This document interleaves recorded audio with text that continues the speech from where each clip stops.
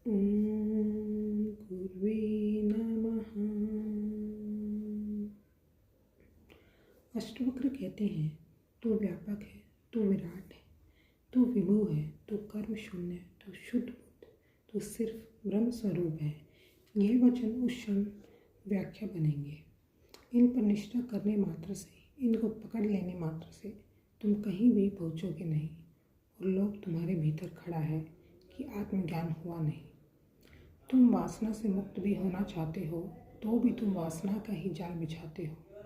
तुम परम शुद्ध बुद्ध होना चाहते हो तो भी लोभ के माध्यम से ही, तो भी वासना ही थरथराती है।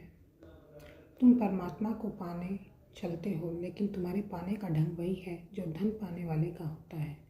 तुम परमात्मा को पाने चलते हो लेकिन तुम्हारी वासना कामना वही है जो पदार्थ को पाने वाले की होती है। संसार को पाने वाले की जो दीवानगी होती है वही दीवानगी तुम्हारी है। वासना विषय बदल लेती है, वासना नहीं बदलती।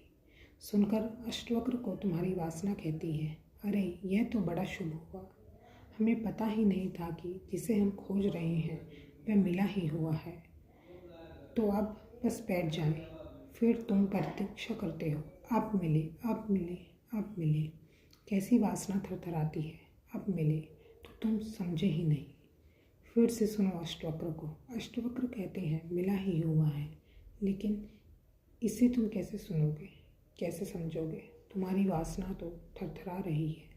जब तक तुम अपनी वासना में दौड़ ना लो, दौड़ दौड़ कर वासना की व्यर्थता देख ना लो, दौड़ो और गिरो और लहूलुहान ना हो जाओ, हाथ पैर ना तोड़ लो, तब तक तुम नहीं समझ पाओगे।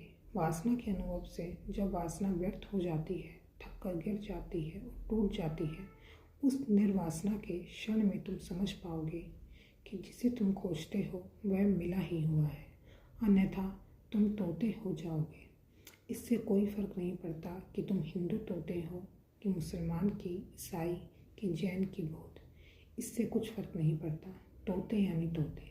तोते को तुम चाहो तो बाइबल रटा दो और तोते को तुम चाहो तो गीता रटा दो। तोता तोता है, वह रट कर दोहराने लगेगा। जानकारी तुम्हें तोता बना सकती है, बड़बोला बना सकती है। जानकारी तुम्हें धार्मिक होने की भ्रांति दे सकती है, धोखा दे सकती है, लेकिन ज्ञान उसे मत मान लेना। और जानकारी के आधार पर तुम जो निष्ठा संभालोगे वह निष्ठा संदेह के ऊपर बैठी होगी, संदेह के कंधे पर सवार होगी। वह निष्ठा कहीं सत्य के द्वार तक ले जाने वाली नहीं है। जय श्री राम, जय हनुमान।